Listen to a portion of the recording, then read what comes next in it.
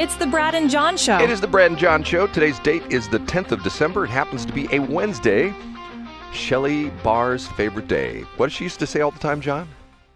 Hump day. There you go. Okay, and what do we do in B Block, John?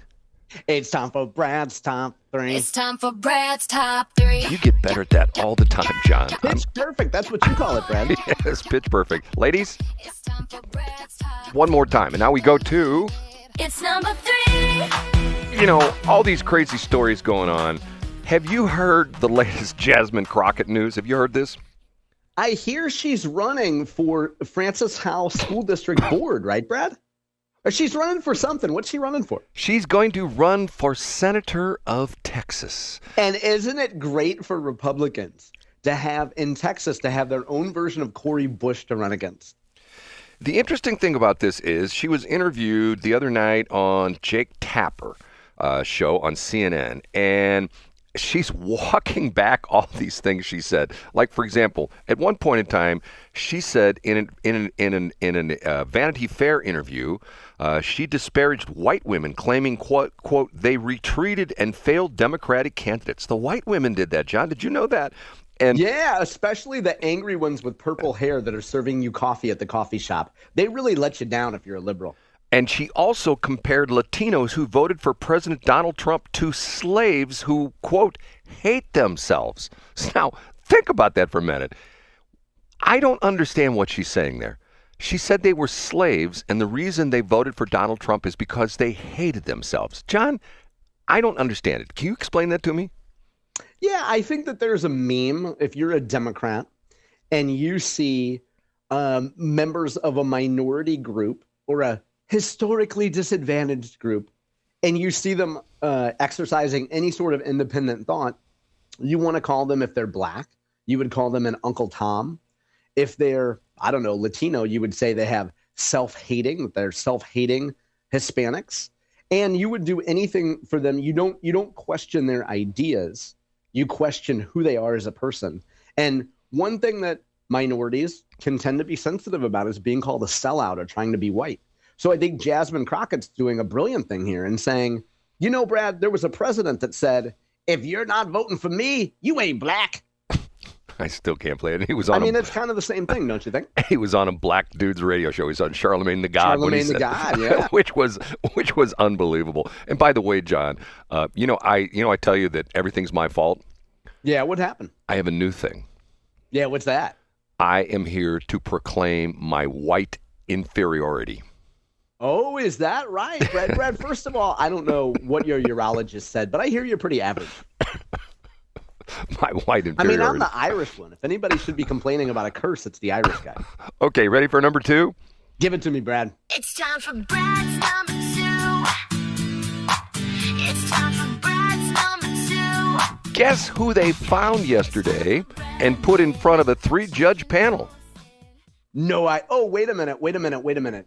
Is it, okay, either A, Alfred Montgomery, B, Kim Gardner, or C, Eric Greitens? No, it is Kim Gardner.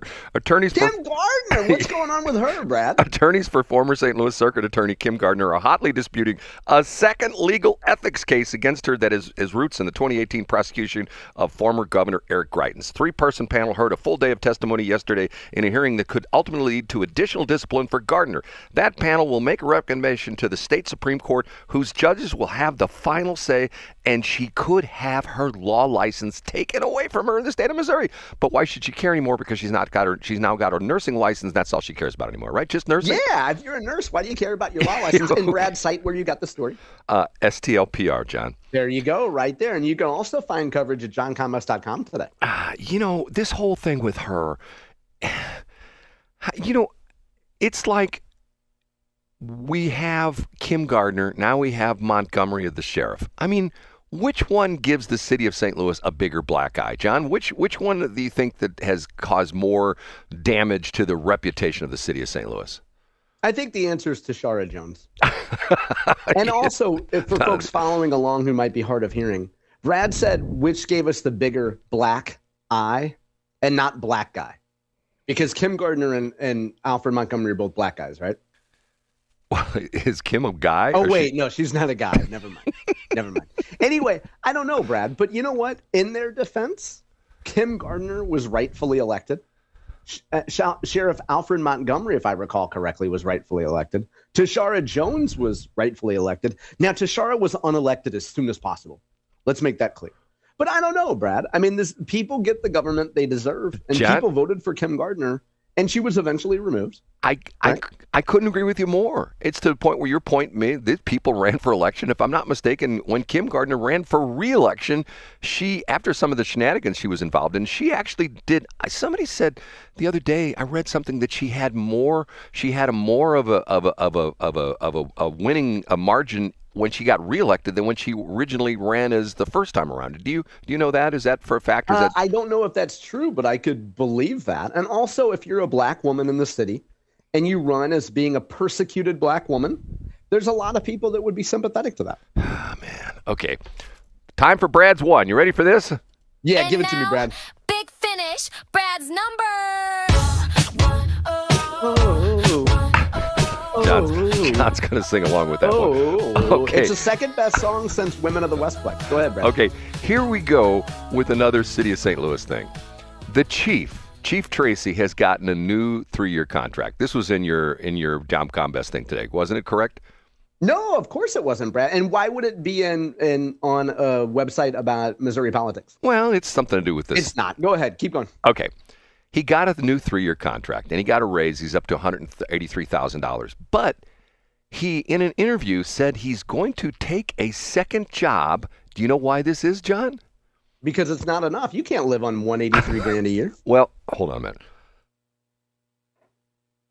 I had to cough. Okay. When he was originally hired, I don't know if you know this story or not. You probably do know this story. When he was originally hired, they wanted to hire him, and he was not happy about the pay rate that he was going to get in the city of St. Louis. So a bunch of civic leaders got together and say, hey, we'll raise money, and we'll give you an additional $100,000 a year, which to me was, I remember the story, was to me incredibly problematic.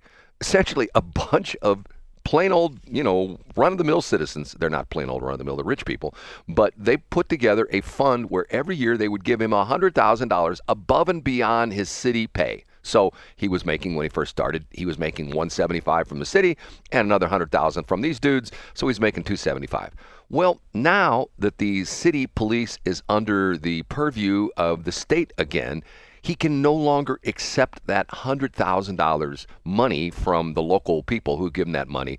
So he's grateful that he's got a 3-year extension on his contract. But in an interview, he said he may look for secondary employment. John, your opinion on this one? I think it's great. I think there's a lot of retail outlets that are looking for help around the holiday season. I've had Amazon packages and Walmart packages delayed, Brad, because it's hard for Amazon and FedEx and these logistics companies to find work. I think Robert Tracy probably has a CDL. I think it'd be great for him to pick up a few hours working for one of the contractors. John, this is the thing that I find funny. Exactly what you say.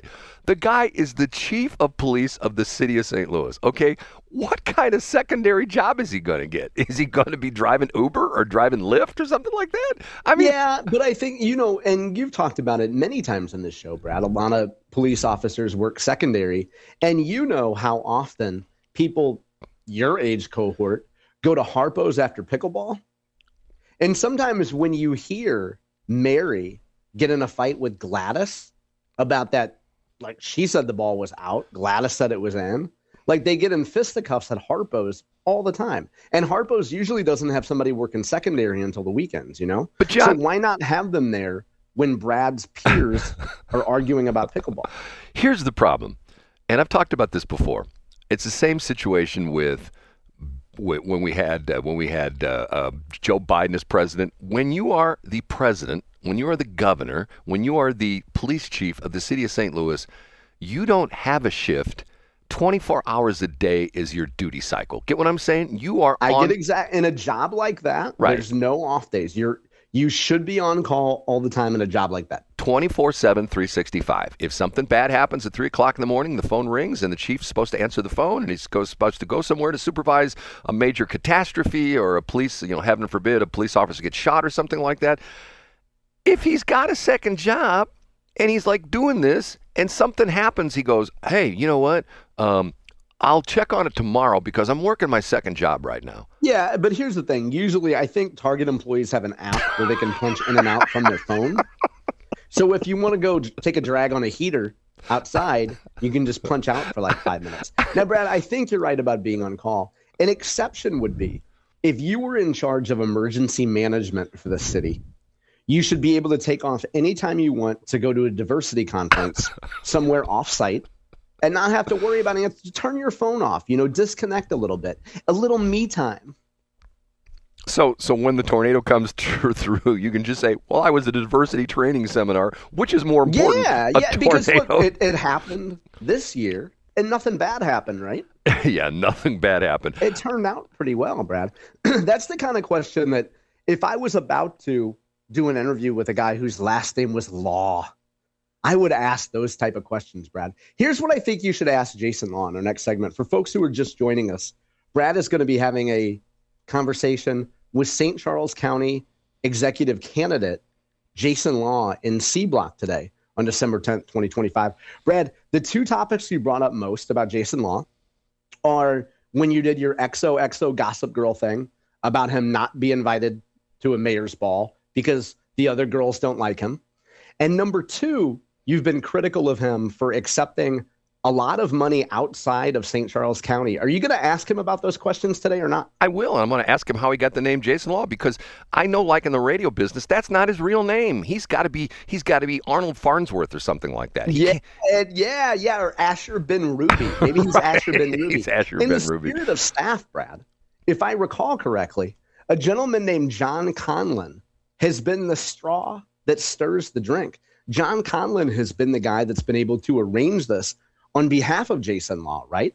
Yes, exactly. There you go. So, I think it's important. We talked about staff and A Block.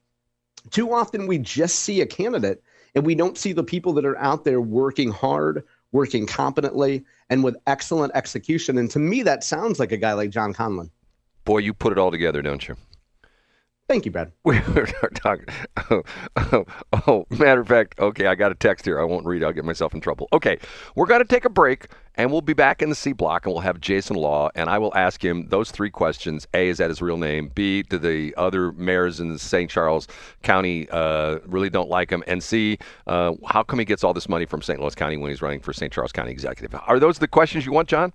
Those are your questions, Brad. I wouldn't ask him those questions because I'm not a little gossip girl, but because you've talked about it so much in the previous months, I think it would be duplicitous of you to not confront him with that. Okay, we'll move on.